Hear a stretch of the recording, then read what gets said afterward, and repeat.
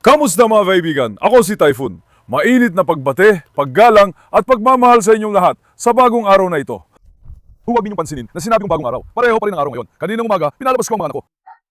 Alam nyo naman, sinabi ko sa inyo na magkakaroon kami ng bagong anak. Ayan, dumating na siya. Mga 3-4 oras lang nakalipas. Pinasanay ko na siya sa paligid, pero may sasabihin ako, pakinggan nyo. Ibinagi ko sa Instagram, ang Instagram account ko ay Typhoon Demirci TV. Lahat sila humanga, napakabait na anak. Kahanga-hanggang at napakagaling na anak. Pero sandali lang anak, sandali lang. Grabe, tinukso mo talaga ako. Magpakabait ka nga. Mamaya ipakikilala ko kayo sa kanya. Ang sabi namin, sanayin na natin ang anak natin babae. Pero parang mas mabuti sigurong hindi natin siya sinanay. Nasasanay na siya. Lagi siyang sumusugod sa akin. Grabe talaga. Harley, pakakawalan ko na si Tyson. Tyson, may dala akong gatas para sa iyo, anak. Ginalang kitang gatas sa bote. Inom ka ba, Tyson? Halika, halika. Huwag mo sabihin hindi ka nainom sa edad mong to. Halika, inom ka na. Inom, Tyson ko. Sige na, anak. Halika, palawalan kita. Di na natin makita si Tyson, pare. Hindi na natin makita si Tyson. Nalulungkot na ako. Nasaan na ang tunay na anak ng Argentina? Si Tyson, ang kaaway ng mga tupa. Ang pakiusap ko lang, huwag nyo akong bigyan bago pa man yun. Pagbigyan nyo naman ako, tingnan nyo, pinagkakait nyo, suporta nyo. Seryoso, nalulungkot talaga ako. Hindi mahirap i-like ang video na ito mga kaibigan. Pagbigyan nyo naman ako, mag-like kayo, i-like nyo. Seryoso, namomotivate talaga ako. Ang dami nyong hinigin na video, kaya sinusubukan ko mag-upload lagi. Suportahan nyo rin ako. Anak, gusto mo ng gatas? Halika. Harley. Harley, halika. Tingnan mo si Chitir, ang bilis niyang pumuwesto. Mga pilyo talaga. Pinagsama ko na rin si Apollo kay Chitir. Lagi niyang sinisira yung lugar na yon, pare. Ngayon, una ito. Ayusin muna natin ang pagkain ng mga kambing, tupa, manok, kalapati, pato at gansa natin. Pagkatapos pupunta tayo sa aso, mga bata. Nahugutom na ba kayo? Oras na nilang kumain. Tingnan mo. Ipakita mo sa amin ang nasa harap natin. Halika. Ganitong cornflakes. Mga 12 hanggang 13 kilo ang laman ng timba mga kaibigan. Baka umabot pa ng 15. Oh, hinahalong cornflakes at pagkain pampalaki ng kordero. Ganito lang, tinapon namin lahat ng laman sa labas. Bakit namin tinapon sa labas? Sila na pala ang hawakan. Itapon natin para magkalat ang mga yan. Kakain ka rin ba, te? Pass away. Kuya, naghahanap ako ng bale ng dayami. Hindi ako makahanap ng bale ng dayami sa buong bansa. Nahuli tayo ng mga 10 araw. Nakapag-ipon na lahat, kuya, pero kahit bayaran, wala pa rin. Kailangan namin ng dayami, maawa po kayo. Naubos ng dayami namin. Pinapakain ko na lang na yun ang pakain ng mga hayop. Hindi rin sapat ang pakain. Kailangan talaga namin ng dayami. May dayami naman di ba parya? Wala rin silbi ang dayami ngayon. Kailangan nating maghanap ng dayami, mga kaibigan. Hoy, naugutom na ba kayo? Talagang pilyo, hindi na tayo papayapain ni Bonchuk ngayon. Sandali, itabi muna natin ang gatas na yan. Si Bonchuk, siguradong may kalokohan na naman. Napakakulit talaga ng batang ito, si Bonchuk. Hintayin mo, tatakpan ko siya. Sige na, tara na. Pagpalain nawa ang ating laban. Sandalo lang, tumabi ka. Tumabi ka. Rocky, ikaw ang humabol sa kanila, anak. Hindi ko mabuksan ang pinto. Anak, Bonchuk, sandali. Ulan Bonchuk, salut ka talaga solo. Halika, halika, halika, halika, halika, halika, halika. Sige, ibibigay ko ang pagkain ninyo, sandali lang. Sandali lang. Huwag mo akong suwagin. Sandali lang. Sandali lang, anak. Sandali lang. Kalma. Para yung upuan na yan kasi... Sandali lang. Parang pampapahirap ang pakainin ng mga to. Mas mahirap pa ang aso sila. Sa mga to talaga, kuya, promise. Teka lang, anak. Pupunuin ko ang pakainin nyo. Pahintulutan nyo muna ako. Kainin mo nang maayos ang pagkain. Mga manok, halika rito. Halika rin kayo. Dito kayo kumain. Dito kayo kumain. Halika.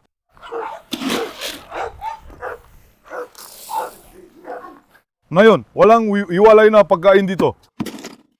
Pareho lang lahat yan. Itapon natin to sa mga kalapati dun sa bubong. Mga kalapati. Doon sila kumakain sa taas, kuya.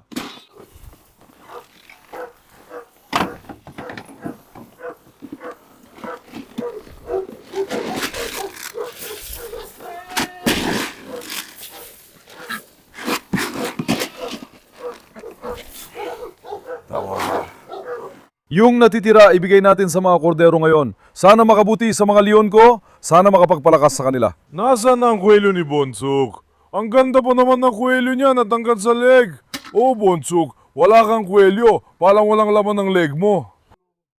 Ang gwapo mo talaga. Ngayon, kuya, nilalagyan ko sila ng dayami, pero ayaw nilang kainin. Kaya nilalagay ko na lang ang pagkain sa ibabaw dahil walang silbi ang dayami sa hayop.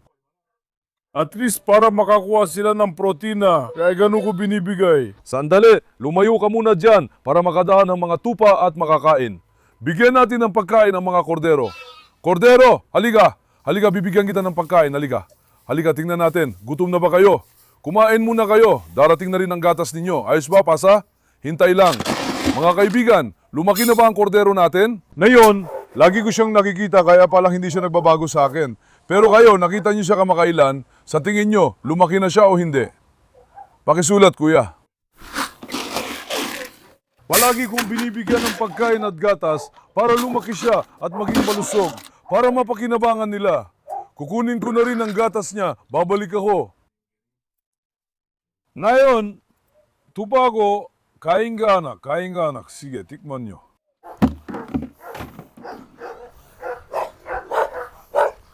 Ngayon, napuno ko na ulit ang gatas natin, kuya. Sandali, Tyson. Hindi ko pinapalaya si Tyson kasi ina-attack niya ang mga tupa. Tupa ko, halika dito. Halika, inumin mo ang gatas mo. Mahal kong tupa, halika. Tingnan mo, may gatas dito. Halika. Sige anak, inumin mo ang galing mo. Hindi ba tumalon si Tyson? Si Tyson, si Rocky ba yan? Paano sila naapunta rito? Hindi! Grabe naman mga kaibigan! Paano nyo nabuksan ang pinto? Labas! Buti na lang at wala dito si Tyson. Halika dito, Nora! Nora, pumasok ka! Ashe, halika! Ashe! Halika, lumabas ka muna at maghintay sa labas. Nilagyan ko na ng kandado ang boat, pero nabuksan pa rin nila. Tyson, huwag mo akong inisin. Lagi na lang akong iniinis ni Dede sa mga video. Sana huwag si Tyson ang magpasimula ngayon. Nasaan ang tupa ko? Dinala ko ng gatas. Halika na, mahal kong tupa. Pare, sa tingin mo lumaki na siya? Maging tapak ka. Sa tingin ko, lumaki at tumangkad na siya, bumalik na sa dati. Yung isang babae, mukhang maliit kasi ginupitan natin ng balahibo, pero noon, mas malaki siyang tingnan. Mahal kong tupa, sana maging gamot ito sa'yo. Sana maging lunas ito sa aking baby. Kuya, kanina nga gusto kong pakawalan yung mga kambing. Sabi ko palayain ko sila habang magkasama sila. Pero yung mga kambing, lalo na si Pamuk, nanunuwag ng sumay. Kaya hindi ko sila pinapalaya ng sabay. Pinapalabas ko lang sila kapag hiwalay sila. Mainit din kasi ngayon, kaya hindi ko pa sila pinalalabas na yung tanghali. Rocky, hindi ka talaga magpapahuli anak. Hindi ka talaga magpapahuli. Kahit saan nandyan ka, mga buntot talaga kayo. Ang galing ng tupa ko. Gatas ng baka ang binibigay ko ngayon dahil si Caramel ay konti lang gatas, pinakamarami namin 1 litro sa isang araw. Kaya 2 beses namin itong pinapainom ng gatas sa isang araw. Dahil hindi sapat, bumili ako ng gatas ng baka sa palengke, pero mukhang hindi rin nagustuhan ng hayop. Halimbawa, para hindi mahabala ang mga aso kapag bibigyan natin sila ng gatas habang tuta pa sila, bumibili tayo ng gatas na walang lactose. Kaya bumili ako ng lactose-free na gatas. Ngayon, hindi na siya nainis o nagka-diarrhea, wala rin masamang nangyari. Pwede naming ibigay ang lactose-free na gatas basta nasa room temperature, hindi malamig o mainit. Ganun ko siya inihahanda. Pag-aaluin ko ang gatas ni Caramel at gatas ng baka na walang lactose. Rocky, pwede ka bang lumabas muna, hanap? O Rocky, pilyang Rocky. Selos na selos si Rocky sa bagong dating na aso. Kapag may iba akong asong inahaplos, hindi ako kayang i-share ni Rocky. Oy, ang aking mahal, grabe ka. Malapit na, tingnan natin. Ang tiyan mo, sobrang laki na. Ha? Mahal ko, dati rin siyang isang sanggol. Mga kaibigan, kung paano ko inaalagaan ng lahat, ganun din ang ginagawa ko sa kanila isa-isa. At hindi ako napapagod habang inaalagaan ko sila. Pero alam nyo ba, ang nakakapagod sa akin sa mga aso ay ang ingay at kaguluhan. Tingnan mo, yun ang nakakapagod sa akin sa mga aso. Pero sa mga ito, walang ingay. Saka yung mga kambing, napapagod din ako kapag pinapakain ko sila. Hindi ko rin masasabi na hindi nakakapagod ang mga kambing. Kanina nakita nyo, lahat sila, tinutulak ako ng mga sumay nila. Rocky, anak, hindi mo pakain yan. Dede, ikaw na lang uminom anak. Sige Dede, hindi pa umiinom ng gatas ang batang tupa. Oo, mabuti para kay Dede ko. Hindi ka ba pinakain ng husto ni daddy nung baby ka pa, ha? Hindi ka ba pinakain ng husto ni daddy nung baby ka pa? Pinapagalitan niyo anak ko, baby pa siya, maitim at guwapo kong anak. Ilang taon ka na, lalaki ka na, di ka pa nahihiya uminom pa ng gata sa bote. Harap, may itsura ka talaga. O yan, dumarating na rin ang tupa. Hoy tupa, kainin mo na yung pagkain mo. Sapat na ang ininom niyang gatas. Ilagay na natin dito mga kaibigan. Mamaya ko na lang huhugasan yan. Labas na tayo! Lakshi, halika! Lakshi, halika anak! Rocky, halika anak! Grabe ka! Mga tupa, bakit di kayo kumakain? Tingnan mo! Kuya, nandito rin ang para ko. Kailangan pa nating dagdagan ng isa pang pakainan. Bibila ako. Sinusuwak ng mga kambing ito. Hindi naman kumakain ng mga ito, di ba? Talagang hinihintay nilang kainin ng mga kambing. Ang mga kambing naman, sobrang gutom at sakim, hindi marunong mabusog. Tingnan mo ba ang mga yan? Mga pilyong, kambing at tupa. Anak, hinihintay ko ang anak mo. Yung malapit dyan, baka manganak na kung susuwertihin. Pinakamalit sa kanila, ang itim na duba. Halika, lumayo muna tayo. Gusto kong malaman kung takot sila sa atin o sa mga aso. Halika! Dede, ilabas natin si Rocky sa labas. Dedereche, lumabas ka na. Dumaan na kayo anak, dumaan na kayo. Dumaan na kayo anak, ang bait ninyo. Baka naiiyak sila sa atin, sananga. Tingnan ko. O dahan-dahan lang. Kita mo, sinuwag ni Bonchuk yung lalaking tupa. Tumatakbo sila palayo sa mga kambing kuya. Si Bonchuk, sinusuwag niya. Si Bonchuk, sinusuwag. Lahat at inuubos mag-isang pagkain. Nagkagulo at nag-aaway na rin sila. Tingnan mo. Matindi talaga ang mga kambing. Mas matindi pa kaysa aso. Sige, bibili na lang tayo ng bagong pakainan. Wala na tayong magagawa, Tyson. Anak, huwag mo silang pagsabihan. Narinig mo ba? Huwag mo silang pagsabihan. Ganyan ka rin noon sa mga kambing. Sanay ka na. Huwag kang maginarte. Sige, kunan mo ang mga leon ko. Nasaan na ang mga leon at tigre ko, mga guwapo kong anak. Mahal ko kayo, mga anak. Sa inyong karangalan, saludo ako. Sa tindig ninyo, saludo ako. Mahal kong anak na babae. Magkakaanak na ba kayo ni Hector? Hector, tatay, magiging tatay ka na naman ba? O ano, Hector? Aking matapang na anak. Maria ko. Marla ko. Pakawalan din natin si Marla. Marla ko. Papuntahin si Marla ko. Marla, pumasok ka na. Wala tayong tupa sa labas. Papuntahin si Marla. Papuntahin si Maria. Maria, huwag kang gumawa ng kung ano-anong kilos sa kanila. Atakihin ka ng mga yan, tandaan mo. Halika na. Maria, mahal na mahal kita. Maria, huwag kang gumawa ng di tama sa kanila. Payong kuya lang. Wala silang awa, Maria. Gusto mo bang pakawalan ko rin si Alex? Alex, halika rito! Alam niyo ba, balak ko talagang pakawalan ng isa sa kanila mamaya. Pagkakawala ko siya mamaya, aalis siya mag-isa. Hayaan mo na nilang supinin ito ng kaunti. Lalo siya nagiging pasaway ngayon, parang kaya niyang talunin lahat ng aso. Kailangan may hayop na magpakita ng otoridad sa kanya. Kapag may nagpakita ng otoridad, matatawan siya. Gusto niya yon, isang araw pakakawalan ko siya. Odin, hindi kita pakakawalan. Ngayon, tara na at puntahan natin ang bagong anak. Kilalanin natin siya mga kaibigan. Bella Reina Carlos! Ulan, bakit mo inatake si Karabash? Leon ko yan. Sige, kunan mo ang leon natin. Grabe, ang galing ng anak ko. Astig ang anak ko. Tunay na anak ng karisma. Tingnan mo yan, tindig niya. Tingnan mo ang itsura at asal. Diyos ko, maigat talaga siyang nilika. Panginoon, ilayo siya sa inggit at masamang mata. Talagang napakasulit, dekalidad at kamang-kamang ang anak. Meron lang kulay niya at bulldog ang lahi. Hamang-hamang ang aso mga kaibigan. Tingnan mo, dumating siya dito mga 3 o 4 na oras na ang nakalipas. Medyo nahirapan kaming makipagkaibigan sa kanya. Sabi ko magpapakuha ako ng litrato kasama siya. Nang inawakan ko siya sa likod, bigla siyang umarap sa akin. Ganon din ang ugali niya. Hindi kami magkakilala. Magkakaroon kami ng panahon ng pag-adjust sa isa't isa. Makikilala ko siya, makikilala rin niya ako. Ngayon, ilalabas ko na siya. Pero teka, kunan mo muna kami dito.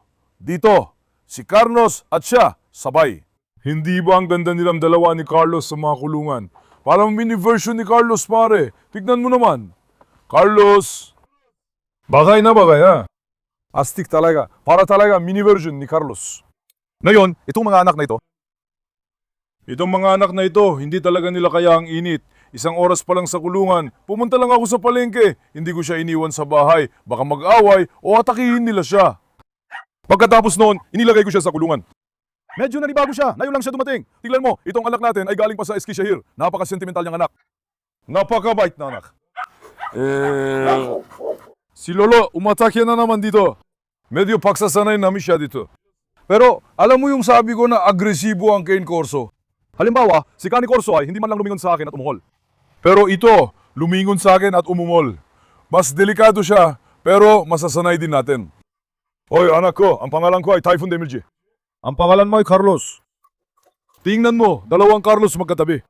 May nagsulat din sa mga komento ni Heart ko rin ang komento niya. Shoutout sa kanya. Sabi ng isa, Carlos. Sabi ng isa, gawing Santos para hindi siya mailang. Natatawa ko sa sinabi niya, hindi pwede parehong Carlos pangalan ng anak natin. Para mas pamilyar pakinggan, gawin na lang natin Santos, tol. Bagay naman sa kanya. Ngayon, ilalabas na kita pasyam. Sandaliden. Teka, Loki. Loki, sandali lang. Kuya, tingnan mo. Parang tangke. Ang galing. Maria, magpakabait ka. Maria, magpakabait ka nga. Hintayin mo. Maria, susugod ba siya? Anong gagawin niya? Maria, sige na. Hindi. Sabi ko na sa'yo, hindi. Halika dito, ikaw. Altay kesi, Maria, kuya. Sinubukan aga dumatake ng manyak. Kapag may umatake, natitrigger lahat. Teka lang, Loki, teka. Kuya, dahan-dahan nating ipasyal to. Buti na lang at nakawala na tayo kay Maria. Salamat sa Diyos. Kasi kapag inatake niya to, ibig sabihin nun. Alam mo na, hindi nila pinapansin si Rocky. Pero siya ang pag-iinitan nila. Ibig sabihin, lahat sila mag-aaway. Halika nga dito, Santos boy. Santos, mga kaibigan, ilang taon na siya? 4 na taon na ba siya kung tama ang pagkakaalala ko? Dapat mga 4 na taon na siya. Maayos siyang aso pagdating sa ugali. Magkasundo siya sa ibang mga aso. Hindi siya nakikipag-away sa aso. Romeo, para siyang mas malaking bersyon mo, hanap. Sandali lang, Rocky. Sandali lang, Ruchi. Sandali lang, Ruchi. Sandali lang, Ruchi. Usat, kuya, agad na naman kumusto. Pusat, anak, hindi kanya pinapansin, promise. Umihi siya sa kulungan. Si Pusat, nababaliw na doon. Tekya, umalis na tayo agad dito. Halika. Halika, halika, halika, halika, halika, halika, halika, halika. May ugali siya.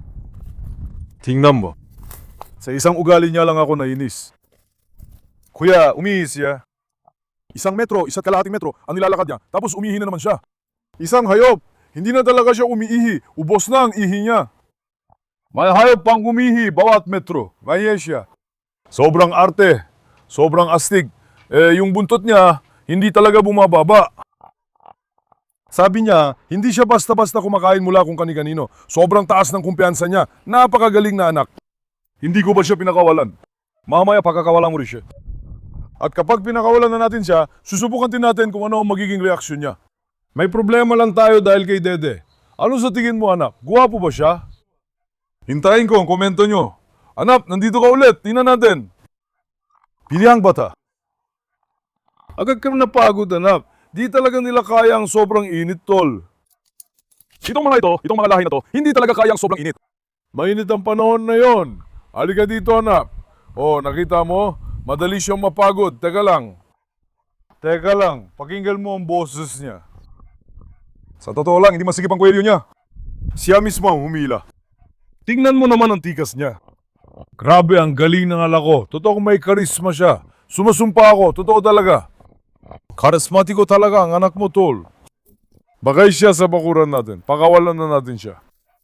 Sige na, tara na. Binitiwan na natin. Papanoodin na natin ngayon ang mga reaksyon. Halika, anak. Halika, huwag kang magyalam. Halika, huwag kang makialam sa kanya. Uy kuya, nakikita mo ba yung galaw niya? Ayun, ibig sabihin nun, ako ang leader. Ibig sabihin, dominante ako. Ibig sabihin, wala akong kinatatakutan kahit kanino. Ganon siyang aso, kumbaga. Ang ganda rin ng lakad niya, pati kilos niya. Halika nga dito, Pasha. Huwag niyong masyadong guluhin siya. Huwag niyong masyadong guluhin ang anak ko. Halika. Walayan na rin ba si Tatay Ares? Nasaan si Faisal? Ares, pwede mo ba siya asarin? Ares, pag inasar mo siya, hindi kita palalayain. Halika nga, halika. Sandali lang, anak. Palayan din natin si Ares. Sandali lang, Pasha, sandali lang. Dumaan ka. Sige, pinalaya ko na, tumakbo ka na. Sige, tumakbo ka na. Kaaway ng asno, tumakbo ka na. Kaaway ng asno, Ares. Tara na. Wapo, Kong, anak. Dati malaya si Ares, pero dahil inahabol niya lagi si Faisal, kailangan ko na siyang itali. Kada ikalawang araw ko na lang siyang pinapalaya ng ganito. Halika, anak. Santos. Santos. Halika. Upo muna ako dito. Tingnan ko nga. Sandali, huwag kang pumunta kay Sky. Huwag kang pumunta kay Sky, baka madala ka. Halika. Ngayon, ang pangkalahatang katangian ng mga lahing ito, matitigas din sila. Dominante, matitigas sila. Ang diwa ng pamumuno ay nasa pinakamataas na antas. Hindi sila natatakot, hindi sila nanggingimi. Sa kabilang banda, malapit din sila sa tao. Nagpuprotekta rin sila. Umupo ka. Tumayo at humiga ka. Alam din niya yon.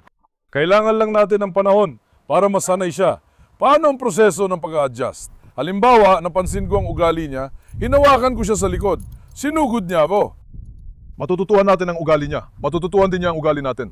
Dapat nating kilalanin ang isa't isa, dahan-dahan. Mas maamo si Arle, ang bagong King Corso, kaysa sa bata nito. Ngayon, ang dahilan niyan ay dahil babae yung aso. Tingnan mo. Sinasabi ko lagi, Tol, babae lagi pinipili kong aso. Bakit? Babae ang aso.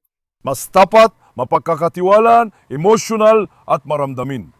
Mas madali silang turuan. Ganyan ang katanggihan ng babaeng aso. Nakita ko ito sa aking bukirin. Ales! Karamihan ng aso namin babae, pero gusto rin namin ng lalaki. Mas pinipili lang muna namin ng babae.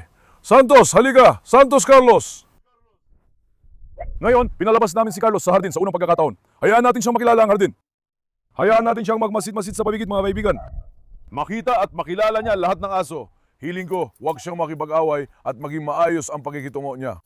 Pagkatapos, panurin natin siya kasama ang mga aso. Ngayon, nasaan si Tyson, baba? Malamang may lihim na plano si Tyson, kaya dapat natin siyang bantayan. Gumagawa ng plano si Tyson, papa, para makapasok sa kinaroroonan ng mga tupa. Magpapaluto si Tyson ng inihaw para sa sarili niya mamaya. Kasama yan sa mga plano niya. Tyson, papa! Tyson! Tyson! Anong sinabi ko? Anak, tuso ka talaga, alam mo ba yon? Ang tuso mo talaga, Tyson. Anak, maglibang ka muna. Sige na, iwan mo ang mga tupa. Mag-ihaw. Ako ng manok mamaya para sa'yo. Huwag galawin ang mga tupa at kambing ko. Ay, mahal kong anak. Sundan muna natin siya, kuya. Patabi rin na ng gawad ang generator. Baka tumalon din siya mula doon papunta roon. Nakita mo ba? Tingnan mo kung paano siya pumuesto. Sige, anak. Hindi! Hindi! Tunay kang anak ng Argentine. Sapat na ang karisma mo. Wapo kong alak, pero tatalian pa rin kita, Tyson. Kung magpapatuloy ka sa kanyang pag-iisip, matatalian ka talaga, magpakabait ka. Kung hindi, itali na lang natin si Tyson, mga kaibigan. Huwag nating isugal ang trabaho natin. Ngayon, Tyson. Ang aso ay sobrang liksi at atletiko, parang greyhound ang katawan. Kung gusto niya, direkta siyang tatalon mula rito, hindi na kailangan ng generator. Kaya hindi natin dapat isugal. Inilayo ko rin sila kay Santos para mapabayaan nila siya at hindi siya guluhin. Para mas makilala ni Santos ang lugar. Pagkatapos, kunan mo yung tao at makikita mo agad ang karisma niya. Hoy, bumaba ka, Santos! Talagang mahal mo ang buhay, guwapo kong anak. Ibig sabihin, umihi pa rin siya. Hay nako, anak ko! Ano ka ba talaga? Gripo ka ba o ano ba to? Naku, Tyson ko. Alak, pwede ba kitang isara sandali? Teka lang, Ares. Teka lang, Ares. Teka lang. Tyson ko, huwag kang magalit sa mga tupa. Halika. Halika, Tyson. Halika, Tyson. Halika, Tyson. Daan-daan nating sanayin siya ng ganito. Ganoon din sa mga kambing. Lumipas ang ilang panahon, nasanay din siya. Masanay at matututo rin siyang makisama sa kanila. Sila rin ay anak ng hardin. Tama ba, Tyson? Alaga-ala at bantayan mo sila. Gagawin kita nasong tagapagbantay ng kawan. Tigil, dahan-dahan lang. Halika. Tigil. Sandali lang, hindi. Hindi. Naku. Pareho silang sobrang likot. Grabe. Teka lang, Ares. Huwag kang tumalon sa akin. Pareho silang matindi. Tyson, pag ginagat ka, di ka makakaupo ng isang buwan. Tol, huwag masyadong magtiwala. Narinig mo ba yun, Tyson? Astik ka talaga. Kung hindi bahog si Tyson, bibigyan ko sana siya ng magandang asawa. Pagkatapos noon, alam mo na, Tyson ko, halika. Grabe, tingnan mo ang karisma nila. Nakakabilib talaga, grabe. Paano mo hindi mamahalin to, kuya? Lahat ng anak mo, grabe, magaganda silang lahat. Si Tatay Tyson na lang ang kunin natin. Ibigay ulit natin kay Tatay Tyson ang trabaho ng pagbabantay sa pinto. Si Tyson ang espesyal namin manggagawa. Seguridad no namin bukshirin. Punong komandante. Ang aming komisyoner, si Tatay Tyson. Haluklang ganat. Sa simula, kailangan din protekta ng mga tupa kay Tyson. Halika, pasa. Halika, mahal na bata, dumanggal dito. Ngayon si Santos naman, kuya. Halika, kilalanin natin siya ng mas malapitan. Dalhin din natin si Santos dun sa container. Palapitin natin siya. Ako nasa aske, subukan natin. Tingnan natin kung kakagatin o lalapin niya tayo. Pagkatapos nun, subukan natin ng umupo, tumayo. Kailangan muna natin siyang makasanayan ng maayos. Hali! Wala anak, bukas ang pinto, hali ka na. Mahal kong bata. Ha? Bakit hindi dumarating si Harley ko? Wala, pasaway talaga si Harley. Oy, sa tingin at ngiti mo pa lang, patay na patay ako sa'yo, matapang kong iya. Sino ang nagbukas ng pinto ng bahay? Si Nora ba? Itong si Nora ay tunay na sakit sa ulo. Sinakop na nila ang aking balkonahe. Ngayon, iniwan na nila ang balkonahe at pumapasok na rin sila sa bahay. Wala talagang matutulugan ng mga asong ito. Tama ba, Marla? Teka nga, tingnan ko. Ulan anak ko. Ano ba ito, anak ko? Puro aso na lang dito? Ilang aso ba meron dito? Natasha, huwag ka uupo sa sofa ng ganyan, ha? Lumabas ka, puro aso dito. Marla, nandito ka rin ba? Grabe naman, puro aso na talaga dito. Santos, halika! Paano natin matutukoy si Santos dito? Tingnan mo nga naman yan, anak. Sige, kapag lumaki ka, sumugod ka, pero ngayon, huwag kang magtapang-tapangan. Narinig mo ba, mahal? Huwag kang magpakatapang ngayon, seryoso to. Kunan mo si Suslu, sobrang cute at aliw siya. Take siya. Apollo, pumasok ka na sa loob. Santos, baba, bilisan mo, uminit na agad eh. Bilisan mo. Hindi talaga nila kaya ang init, palamigin natin siya. Nakikita mo ang karisma, kuya. Bagay siya sa bukirin, sana magdala ng swerte. Sobrang tanda niya, trimmerle, perfectong anak talaga. Napakadekalidad talaga ng anak. Mashallah, sana kong lalaki. Teka lang, Gares. Sandali lang, huwag kayong mangialam habang nilalambing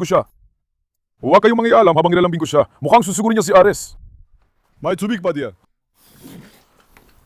Lagyan natin ito ng kaunting tubig. Hindi pa sapat ang mga pinsal ang ginawa ng mga walang hiya na to. Pati gripo ng bahay, sinira nila. Malaki talagang pinsalan ng mga aso. Totoo, 3 o 4 na beses na akong tumawag ng tubero.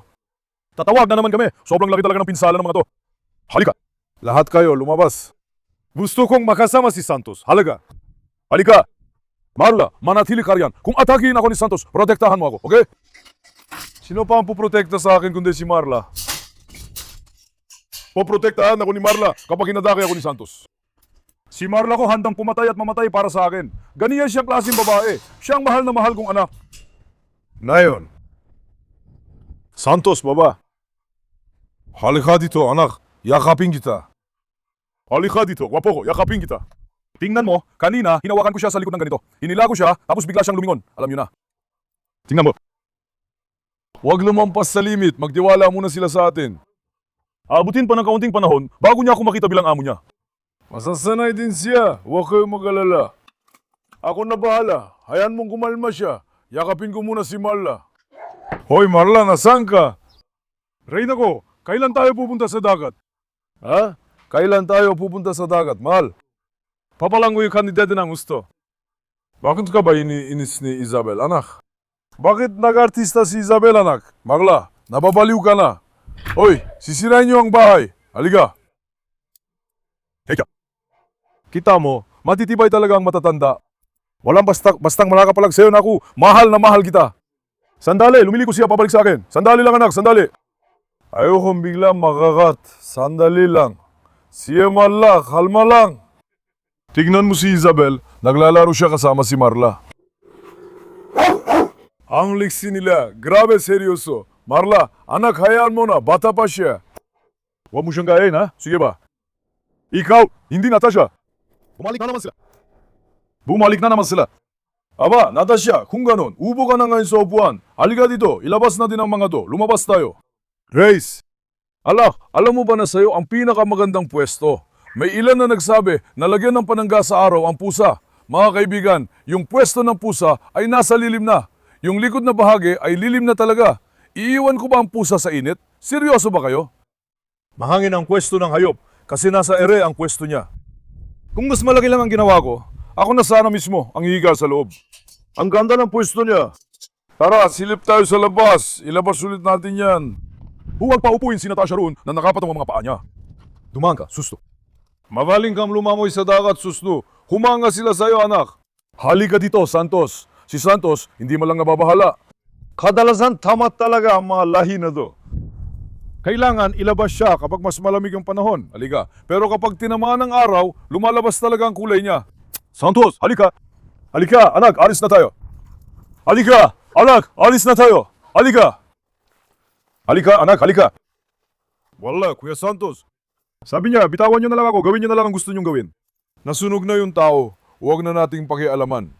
Bukas, kung papalarin, gaya ng sabi ko, marami talagang alagang dumarating. Inaayos ko pa sila, pati mga bagong asong darating. Bukas, kung palarin, darating na yung blue na babaeng kanikorso natin. Parang si Caroline natin, pero mas malaki. Ikaw na naman, dumating na ba ang Harley ko? Ula anak, alam kong mahal mo ako, napapansin ko yan. Talagang napapansin ko anak, nakikita mo ba? Napakatapat na anak. Kung hindi mo lang isinasaksak yung mga kuko mo, puputulin ko yan gamit ang gunting ng halaman. Sinasaktan mo ako. Halika! Halika, Harley! Harley, halika! Harley, halika anak, halika, halika. Nasaan ang maganda ko? Nasaan ang maganda ko? Nasaan ang mahal ko? Tingnan mo. Isang araw pa lang nakikita mo kung paano siya nasasanay. Pagkalipas ng isang linggo, wala na matitirang bakas ng dati niyang sarili. Mabait siyang anak, kuya, parang Graham. Ang liksi niya, lalaki pa siya, at grabe ang katawan. Magiging kasing laki siya ni Carlos kung papayagan ng Diyos. Anak, gusto mo bang ipakilala kita kay Carlos? Ha? Bailap at bastos si Carlos, parang usong nga siya. Magugustuhan mo, sabi nila, kamukha rin niya si Ares.